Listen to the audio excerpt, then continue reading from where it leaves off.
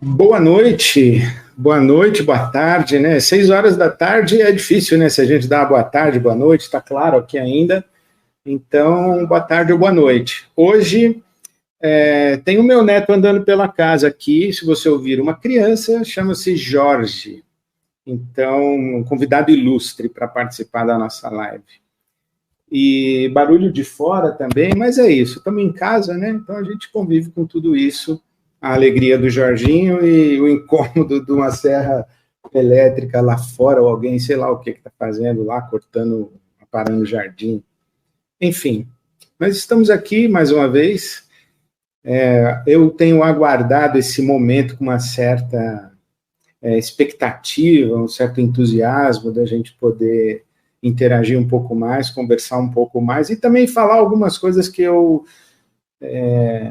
trago no coração para falar. Alguém sugeriu que a gente ia começar, eu vejo aqui, consigo ver mais ou menos, que a gente ia começar 18h04, o mesmo horário da semana passada, aí já é superstição, hein, irmão? Não é o meu caso, não. Muito bem, hoje é dia 3 de abril, um dia muito importante para o nosso país.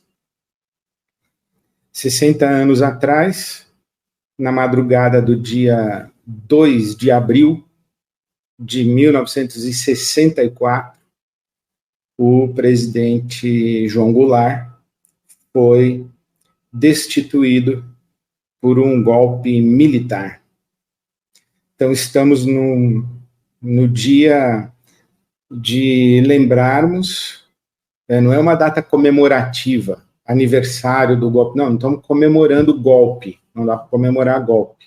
Nós estamos lembrando que em 1964 o Brasil sofreu mais um golpe militar. Eu estava ouvindo um historiador e ele disse que o Brasil já teve 14 iniciativas de golpes militares, 6 foram bem-sucedidos, e o mais recente agora fracassou, graças a Deus, e a uma série de outras variáveis. Mas o último fracassou. Então, eu queria falar um pouco sobre isso, eu queria falar sobre 1964. Aliás, eu nasci em 1964. Então, quero dar boas-vindas a você para essa nossa conversa, e o que eu quero falar hoje, quero comentar hoje, não é sobre o golpe de 64. Quero falar um pouco sobre isso e como isso reverbera para nós aqui hoje, né? Então, isso que eu gostaria de comentar, e quem sabe até ouvir você, as suas perguntas, as suas considerações, tá bom? Eu acho isso muito importante. A gente vive um tempo em que os consensos históricos e algumas conquistas que nós considerávamos já consolidadas voltaram à pauta, voltaram à discussão. Então, a gente, por exemplo, na pandemia discutiu a eficácia de vacina. É um negócio assustador que as pessoas preferem ouvir o que diz o seu grupo do WhatsApp, a sua bolha do WhatsApp, em detrimento de um parecer ou de inúmeros pareceres da OMS, a Organização Mundial de Saúde. E a comentar casos isolados, né? E colocar em discussão a eficácia da vacina como controle de doenças. Então, é assustador a gente discutir vacina em pleno século XXI. Também tem gente que não acredita que o homem foi na Lua, que é montagem hollywoodiana. As cenas são montagem hollywoodiana, eu acho incrível. Por exemplo, a maluquice da Terra plana. Terra plana, a gente discute Terra plana como se fosse ciência, né? Uma coisa que do século XVI, XVII, Galileu Galilei, Giordano Bruno, esses caras, eles... Enfim, nós estamos voltando para o século XVI, XVII. E exatamente é nessa questão que eu estou trazendo isso, porque das coisas que a gente deveria ter deixado lá atrás, deixado o passado no passado, e coisas que nós conquistamos no passado que deveriam estar garantidas, e tipo assim, ticou na agenda, vamos seguir, vamos discutir outras coisas. Nós estamos discutindo democracia. E estamos discutindo democracia, e eu acho que é importante agora, 60 anos do golpe militar. Eu sei que tem muita gente que não nomeia o que aconteceu em 1964 como golpe militar. Aliás, alguns estudiosos e historiadores, eles dizem que foi um golpe civil-militar, porque foi um golpe militar com apoio de civis, né, da população civil, ou de setores da sociedade civil. Então foi um golpe civil-militar, ou militar com apoio civil, mas foi um golpe militar porque os militares assumiram o poder e assumiram 20 anos de uma ditadura militar. Eu ouvi os debates por esses dias, e o Pedro Doria, do canal Meio, é uma das minhas referências, e eu vi um debate muito interessante, e inclusive o comentário do Pedro Doria falando que os militares dizem que dia 31 de março é o aniversário da Revolução de 1964, e outros historiadores e boa parte das pessoas que estudaram a história, e eu me coloco entre essa outra parte, que chamam de golpe. E o golpe e a revolução tem em comum uma coisa, que é a destruição de uma ordem legal, de um Estado legal, e a instalação de uma outra ordem legal. Quer dizer, você tem uma lei que é legitimamente estabelecida, um governo estabelecido legitimamente, e alguma coisa depõe esse governo, subverte essa ordem legal e coloca uma outra lei para funcionamento da sociedade. A revolução é uma ação de fora do Estado. Então, a Revolução Americana contra o governo britânico, os americanos contra o governo britânico. A Revolução Francesa, o pessoal que não fazia parte do Estado quer participar do Estado, então eles estão fora do Estado. Né? A Revolução Cubana, por exemplo, a guerrilha cubana vai lá e destitui o governo Batista. Então, no Brasil é diferente. No Brasil, a força que destrói a ordem legal e o governo é de dentro do Estado. Então, isso é um golpe. O que acontece dentro do Estado, né, é um golpe. E tem o fenômeno também do autogolpe, né? Autogolpe, que é o próprio governante, ele dá um golpe nele mesmo para sair de um regime legal para outro regime legal, que foi mais ou menos o que eu acredito que o ex-presidente Jair Bolsonaro tentou fazer. Ele era um presidente eleito na urna e tentou dar um golpe. Primeiro, para impedir a vitória do seu adversário na urna, o Lula. Foi um escândalo o que aconteceu, inclusive no dia da eleição, com a ação da Polícia Rodoviária Federal, e tudo que antecedeu a isso, e depois para tentar impedir a própria posse do presidente eleito, o Luiz Inácio Lula da Silva. Então foi um golpe. Aquilo que aconteceu no Brasil, ali naquele 8 de janeiro, é um negócio inaceitável, em todos os sentidos. Porque essa ideia de o povo, né, o povo quer. Nós temos uma ordem legal, nós temos as instituições da República, nós temos os 3 poderes, e eles têm que se entender, e um regula o outro, é o famoso sistema de freios e contrapesos. Então, a ideia de que o Supremo estava usurpando funções de outros poderes, já o Supremo diz, não, nós temos que fazer isso porque o Executivo está jogando fora das 4 linhas, então nós temos que manter o jogo dentro das 4 linhas, aí vem o ex-presidente e diz, não, eu estou dentro das 4 linhas, como está dentro das 4 linhas tramando golpe? Como está dentro das 4 linhas mobilizando as forças militares, né, para impedir o resultado de urnas? E aí eu ouvia naquela época a ideia de que o povo que é o verdadeiro Supremo, não é o Supremo Tribunal que é um órgão da República, é o povo, tá? Mas que povo? O povo que ficou acampado na frente dos quartéis ou o povo que votou no presidente Lula eleito? Que povo? De que povo nós estamos falando?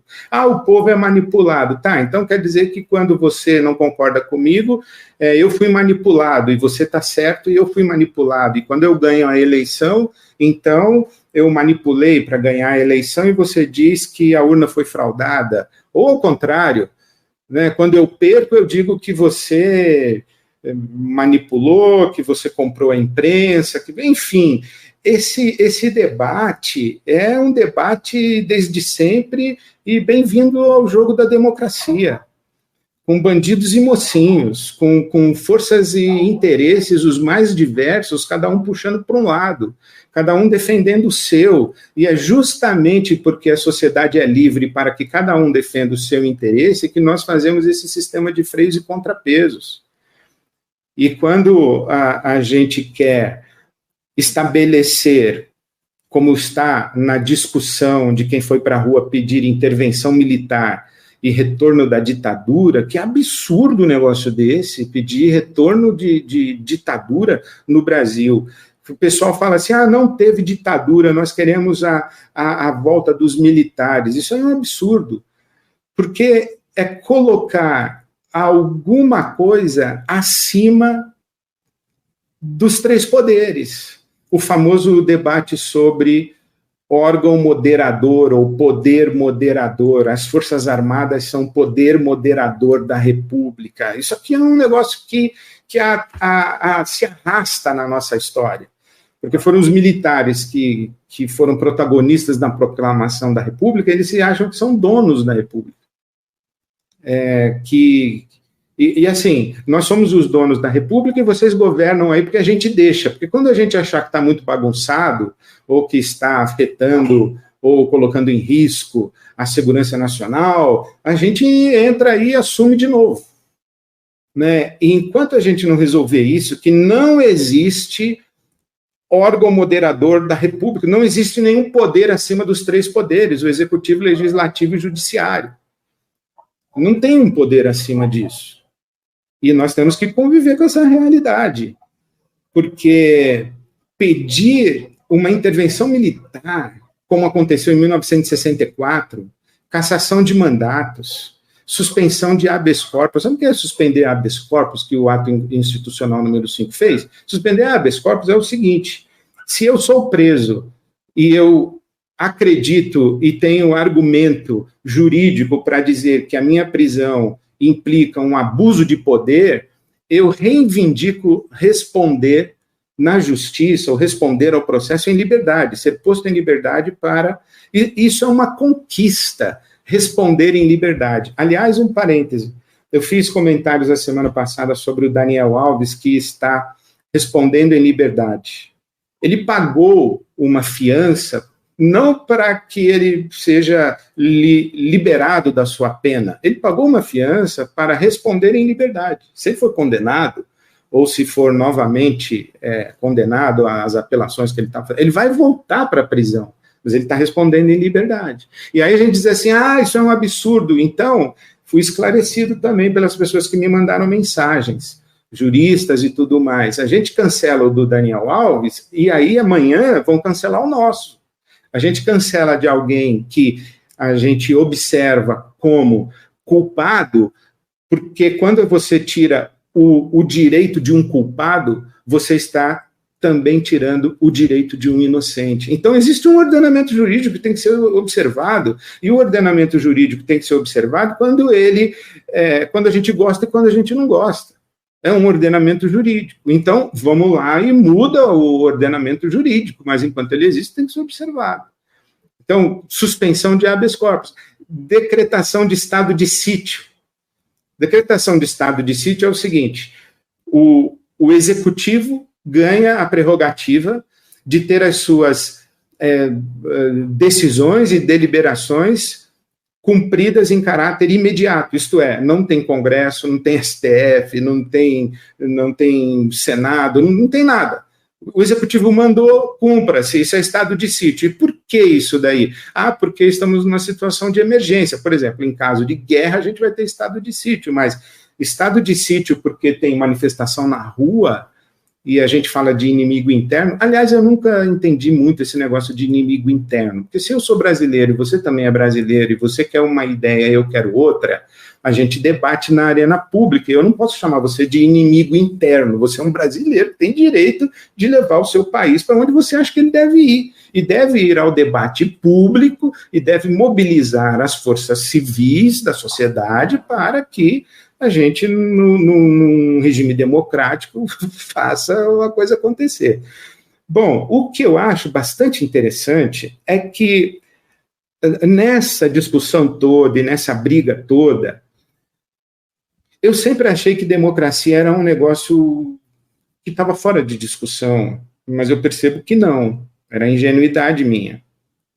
Está em discussão. Tem gente que não quer uma sociedade democrática, que quer uma sociedade autoritária com um governo centralizado, ou na mão de um grupo, ou na mão de um presidente, etc. Então, a primeira coisa que eu penso é que, quando eu penso em democracia, eu estou pensando em eleições livres. Tem que ter eleição. Mas tem que ter garantia de direitos. Então, por exemplo, na Venezuela, a candidata de oposição não conseguiu registrar sua candidatura. Então, em tese, tem eleição livre, mas não tem, porque não tem garantias de direitos. Então, você não pode dizer que aquilo é uma democracia. Aliás, eu não sei por que o governo Lula e o presidente Lula impediu o debate da questão do golpe, dos 60 anos do golpe. É preocupante, porque será que ele sabe de coisas que a gente não sabe? Em 1964, por exemplo, o presidente João Goulart foi acusado de provocar os militares, como se a culpa do golpe fosse provocar militar. Foi a questão ali, um debate de modelo político de sociedade. O presidente queria fazer reforma agrária, reforma tributária, reforma política, ele confiou talvez demais no baixo clero dos militares, enfim, e os conselheiros dele à época disseram que ele não devia provocar tanto. Será que o presidente Lula está com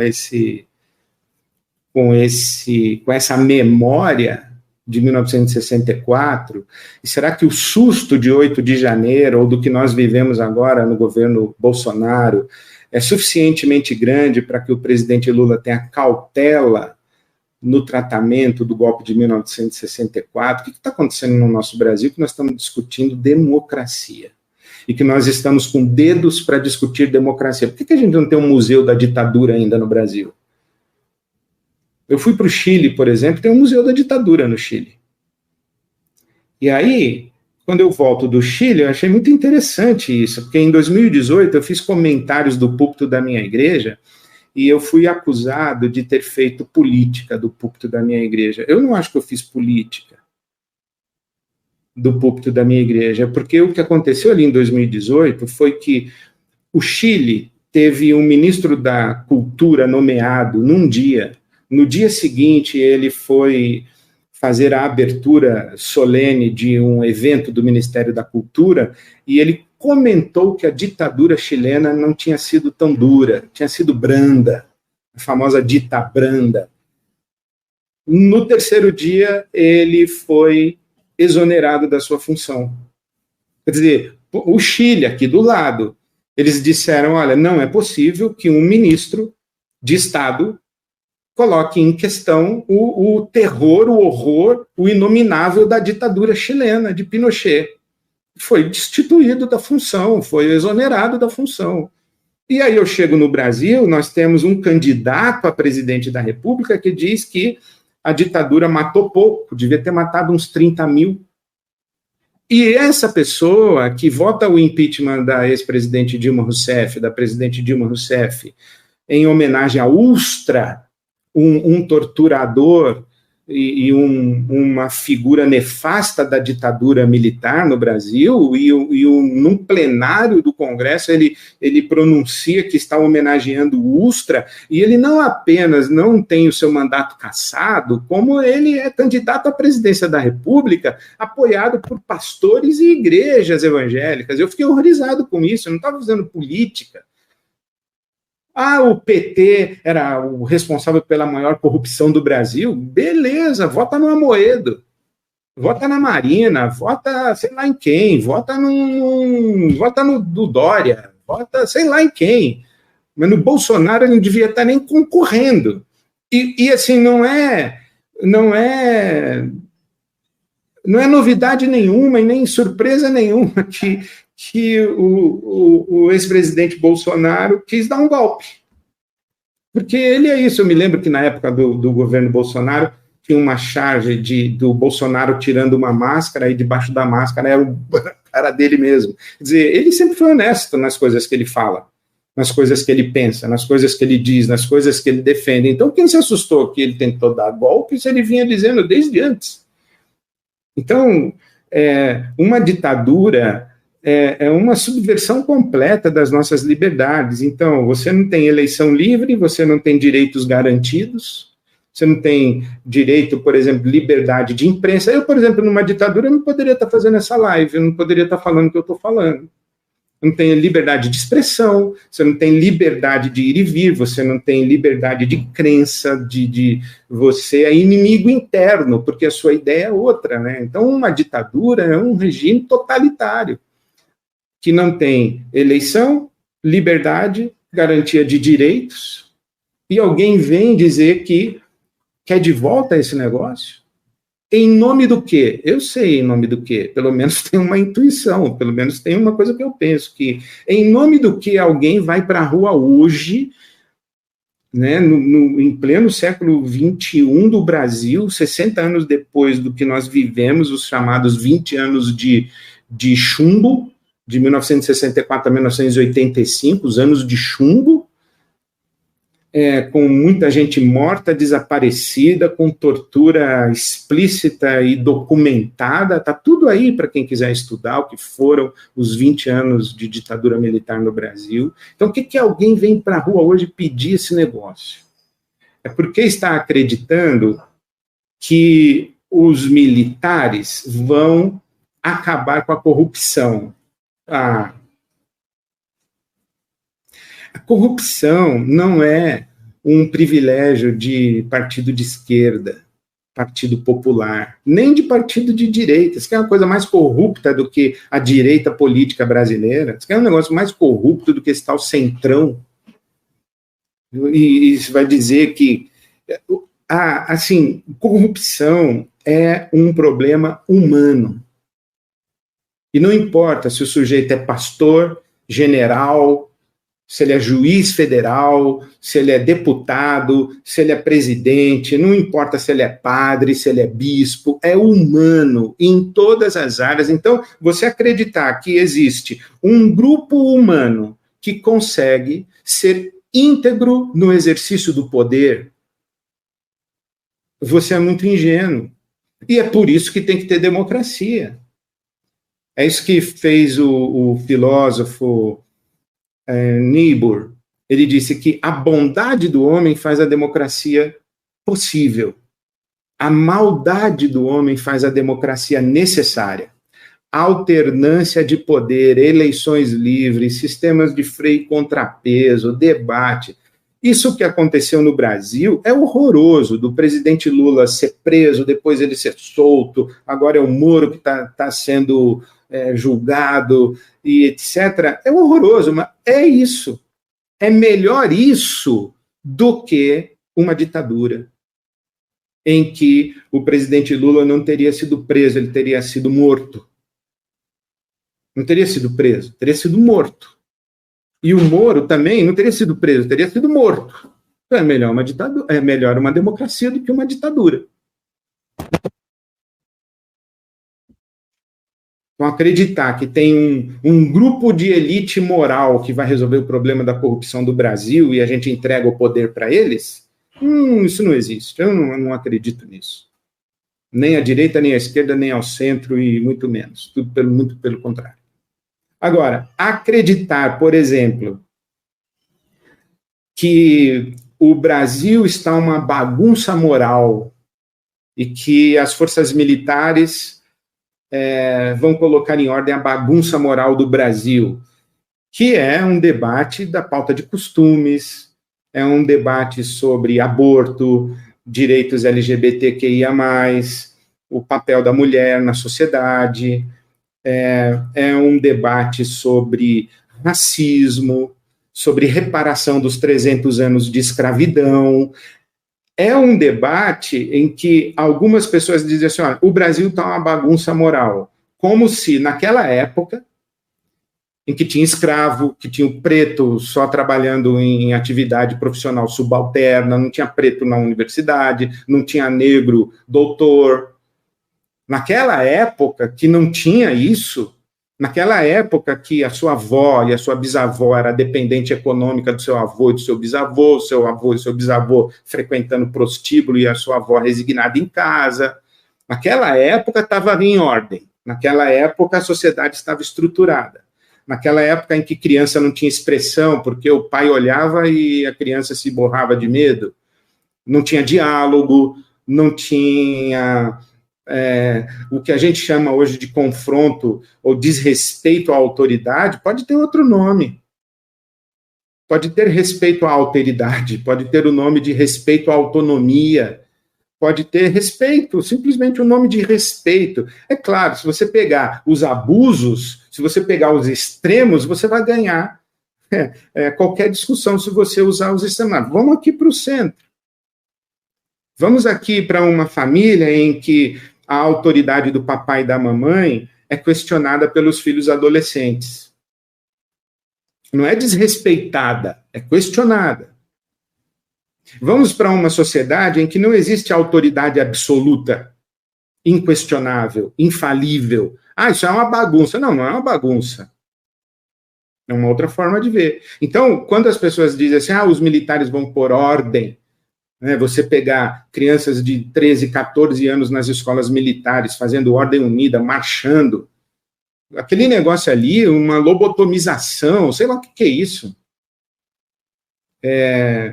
Para criança, claro, a vida militar com a sua dignidade como fruto de uma escolha adulta, ok?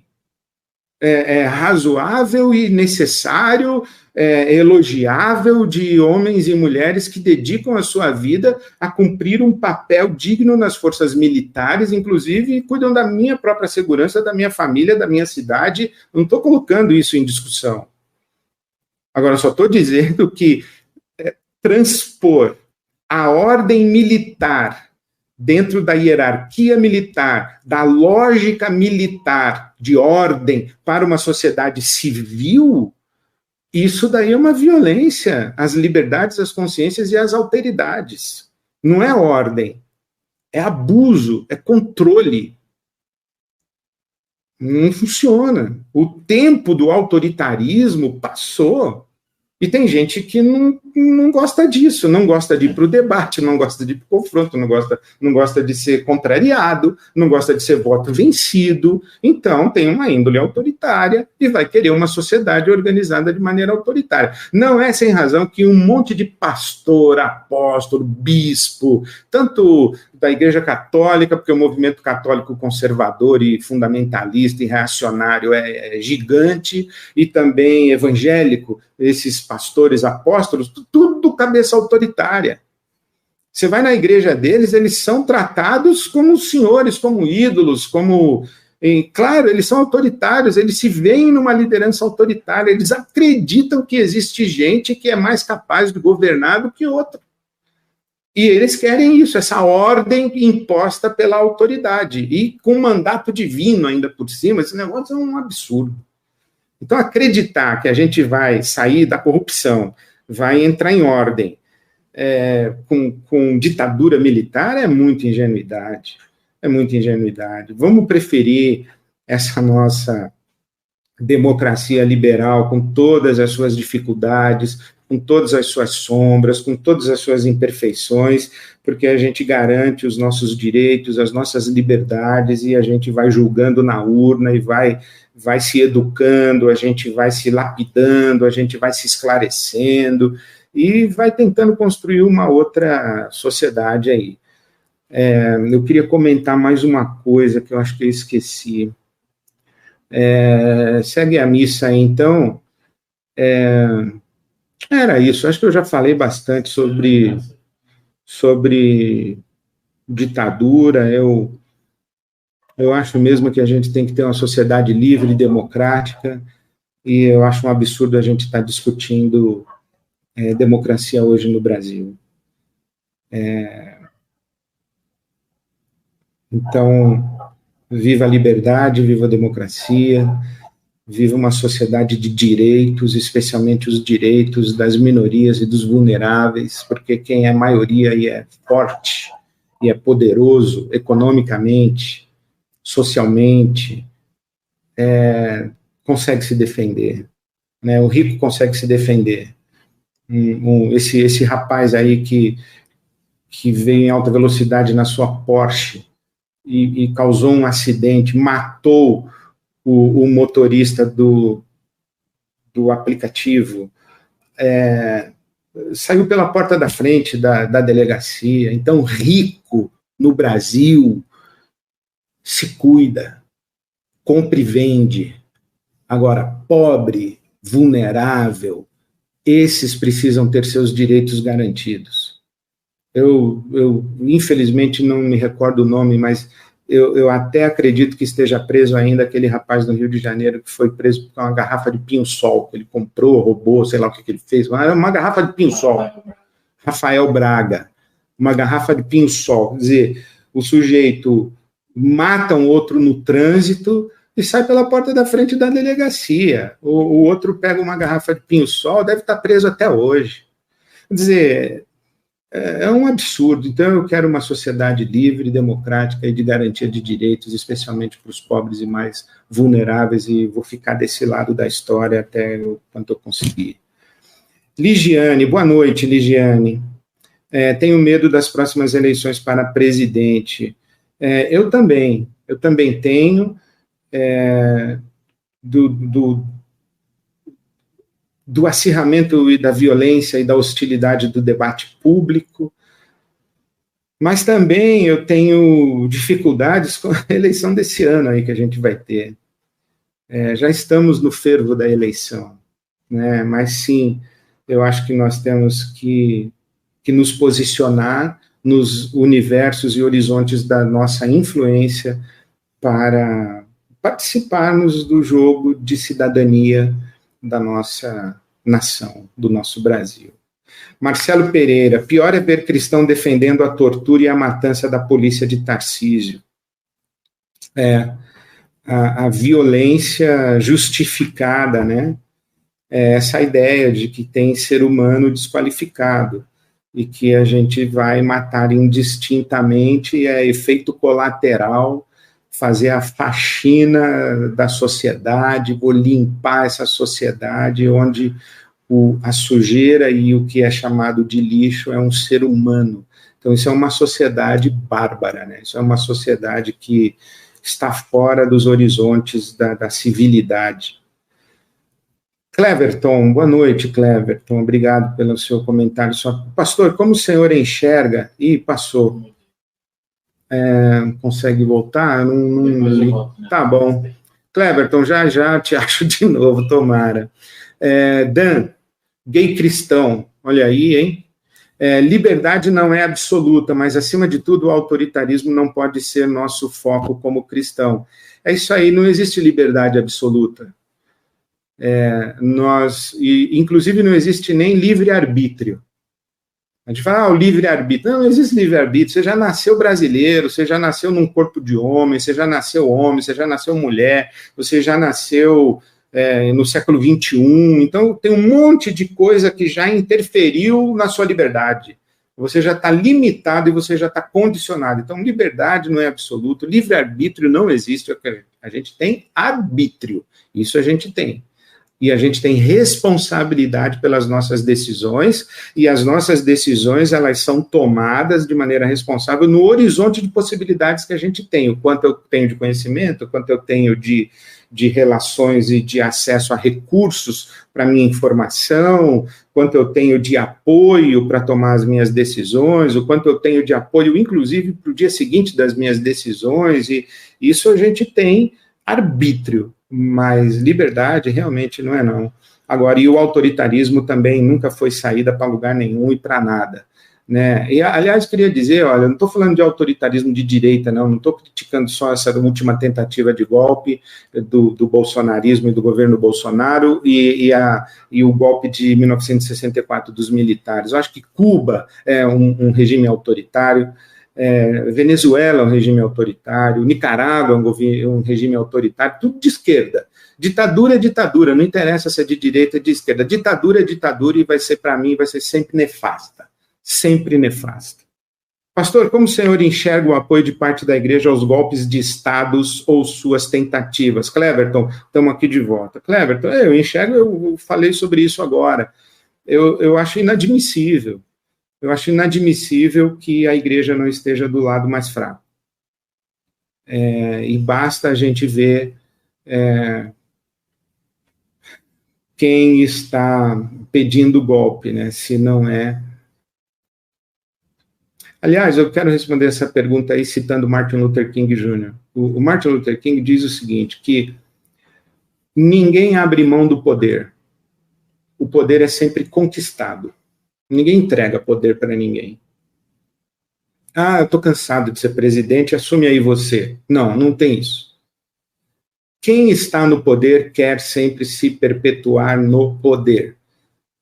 E o golpe é um ato de poder. É um ato de arrogância, de prepotência, é um ato de soberba, soberba intelectual, soberba moral. O que é um golpe? O golpe é um grupo de pessoas que dizem assim, olha, nós somos mais qualificados para governar do que o resto. Nós quem? Nós? Minha turma. Então, golpe é sempre uma violência contra a sociedade. A democracia, com todas as suas sombras, com todos os seus embates, com todas as suas dificuldades, com eleições livres, alternância de poder, garantia de direitos, isso que eu estou chamando de democracia, é ainda o melhor lugar. Aliás, o Churchill disse isso, né, que a democracia é o pior regime de governo, excetuando-se todos os outros. Então, é ruim, mas os outros são piores. Então, vamos ficar na democracia. Fala de democracia e quer impedir alguém de se candidatar. Quem mesmo? Que você está falando de quem? Aí, não sei. Bolsonaro inelegível. Bolsonaro inelegível é o jogo da democracia. Se é Bolsonaro inelegível, é o jogo da democracia. É um crime contra a democracia. E isso é muito interessante, né? A gente ser tolerante contra o intolerante, ele acaba matando a gente. Então, se um sujeito, dentro da estrutura democrática, age para sabotar a própria estrutura democrática e a ordem democrática que o elegeu, ele tem que ser tirado do jogo da democracia, porque ele se tirou do jogo da democracia. Então, você ser tolerante com o intolerante não dá certo, ele te mata, ele te prende, ele te tortura. Você pode ser um dos 30 mil que ele acha que o Brasil matou pouco. Talvez, inclusive, na lógica de Jair Bolsonaro, eu deva ser um dos que ele colocaria na panela dos 30 mil que ele queria matar. Então, eu não posso admitir que esse cara seja presidente da República. E tem um monte de gente que eu também não admito que seja presidente da República, mas tem que ter lei para todo mundo. Tiraram o Lula da campanha de 2018 e ele voltou. Então, vai tirar o Bolsonaro agora, que ele volte. Tiraram o Getúlio e ele foi embora, e depois ele voltou e foi eleito de novo.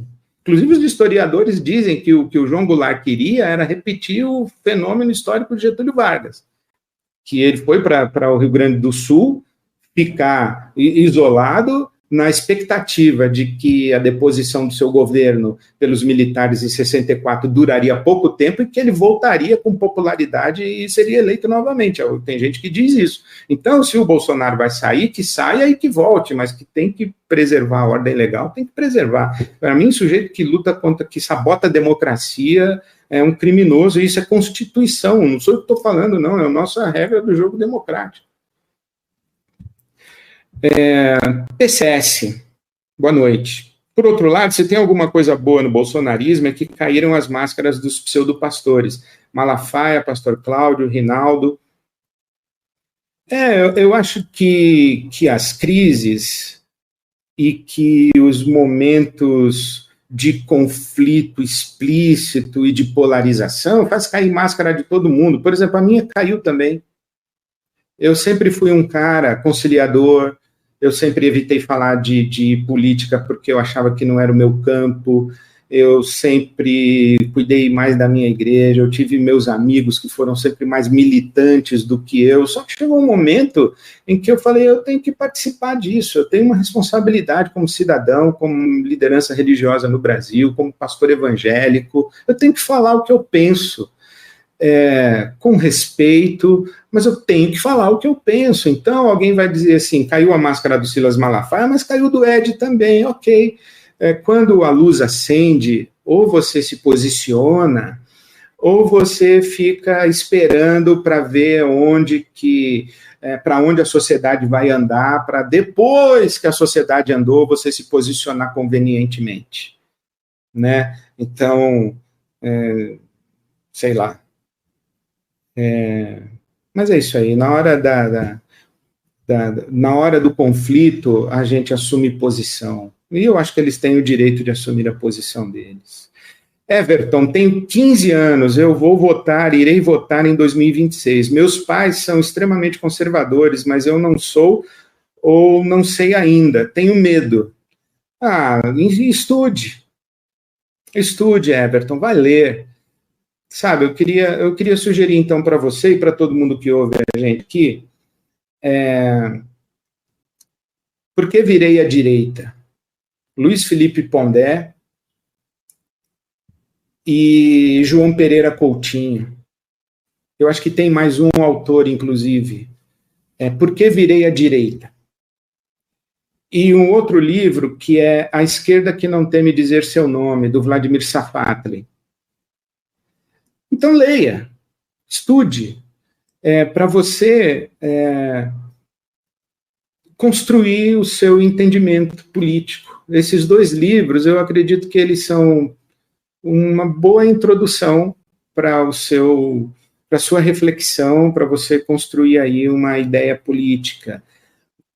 Um à esquerda e um conservador, mais à direita, ou mais democratas liberais, né, e outro, Vladimir Safatli, mais posicionado bem categoricamente à esquerda, inclusive um intelectual público que hoje está fazendo a crítica do pensamento da esquerda, que ele disse que deixou de ser esquerda e que não tem projeto de país. Então, eu acho que vale a pena você estudar e você ler, Everton, tá bom? Porque virei à direita e à esquerda que não teme dizer seu nome. Eu acho que é isso aí, os dois livros. Eu gostei desses textos.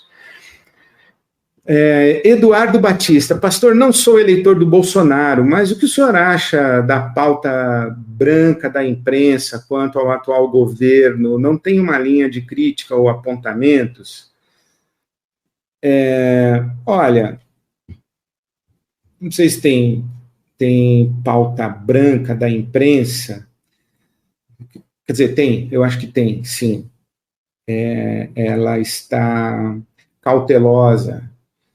E eu acho que a imprensa ou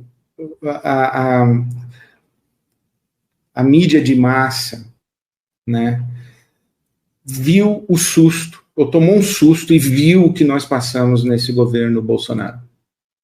A nossa democracia esteve na beirinha do abismo. Você pensa que teve um presidente da República que chamou os 3 ministros militares ou os 3 comandantes militares, e um deles, o comandante da Marinha, disse: as minhas tropas estão à sua disposição, presidente, para um golpe. E os outros 2 disseram que não. Nós tivemos um governo que foi ocupado por militares em todas as instâncias, foi loteado por militares. Nós tivemos um general de logística, ministro da Saúde, durante uma pandemia. Então, nós estamos no dia seguinte de um momento muito sombrio no nosso Brasil, e eu acho que não é hora de ficar fazendo o jogo de interesses de criticar esse governo aí. Se perguntar se eu gosto dele, eu não gosto, acabei de criticar, e acho até que o presidente Lula foi ele deve ter as razões dele, mas eu não concordei com a postura dele no debate sobre o golpe de 64. Deve ter as razões dele, eu não gosto. Eu não gosto de muita coisa desse governo, mas eu prefiro esse governo do que o outro. Em 2026, o Glaucio Elias. Em 2026, serão eleitos 2 senadores por estado. O Senado é de maioria de direita e fascista. É bastante complicado. Esses dias mesmo eu estava ouvindo um podcast debatendo sobre a possibilidade de mudança da redação do famoso artigo 142 da nossa Constituição, que tem uma redação dúbia, que possibilita essa interpretação de que as forças militares são força moderadora da República.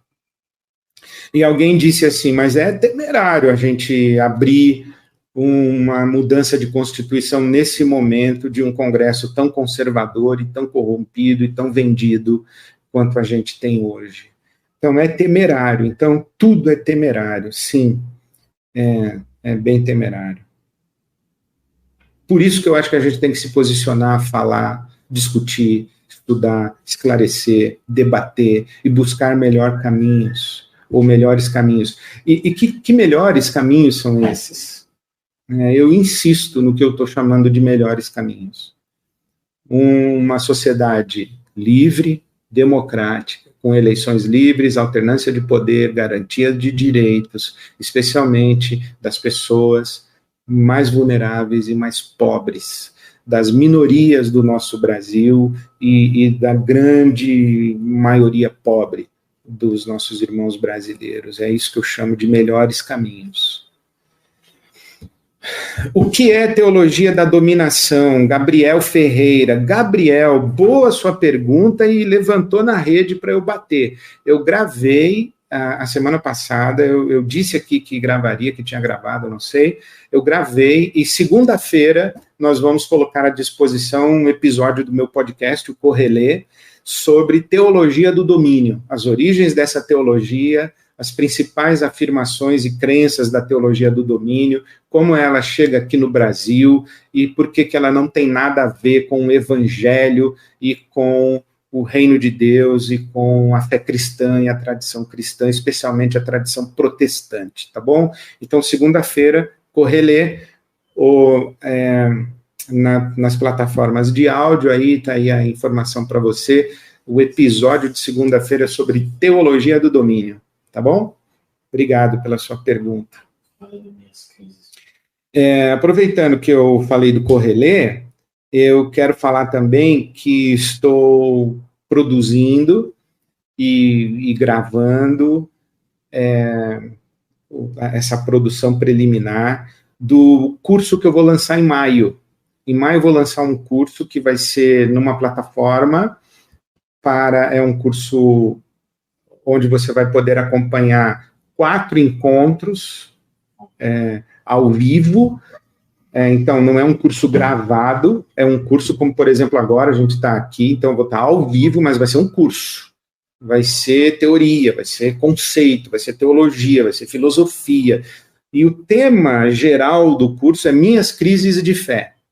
Quais são as minhas crises de fé? O que na minha experiência cristã e na minha peregrinação espiritual cristã me causa conflito, me causa dificuldade, e talvez as minhas crises sejam muito semelhantes às suas crises, e talvez a maneira como eu lido com as minhas crises e as poucas respostas que eu encontrei para mim sejam úteis para você encontrar suas próprias respostas. E veja bem, eu não quero dizer que as respostas que eu encontrei para mim podem ser úteis para você. Não. E também não estou dizendo que as minhas crises de fé são iguais às suas crises de fé. Também não. Eu estou dizendo que as minhas crises de fé podem ser semelhantes às suas crises de fé, se é que você as tem, e as minhas respostas podem ser úteis para você encontrar as suas próprias respostas. Então, minhas crises de fé são 4 encontros, 4 temas: Deus, Bíblia, milagre e inferno. Céu e inferno. Quando eu penso nesses 4 temas, Deus, Bíblia, céu, inferno e milagres, eu tenho questões aqui, que eu me deparei com dificuldades de concordar com as coisas que me ensinaram, de acreditar nas coisas que disseram que era verdade, e como eu lidei com isso? É sobre isso que eu quero falar com você. São 4 encontros e uma 5ª ocasião em que nós faremos uma live, que nem essa daqui, mas só com o pessoal que estiver participando do curso, onde eu vou interagir e responder perguntas sobre os 4 temas, né? Deus, Bíblia, céu, inferno e milagre. Tá bom? Espero que você acompanhe. Eu estou muito entusiasmado, muito empolgado e muito dedicado a produzir esse curso que a gente vai fazer em maio, tá bom? Coloca aí na sua agenda e acompanha aqui que eu vou divulgar bastante. Bom, são 18h57, passou rápido demais.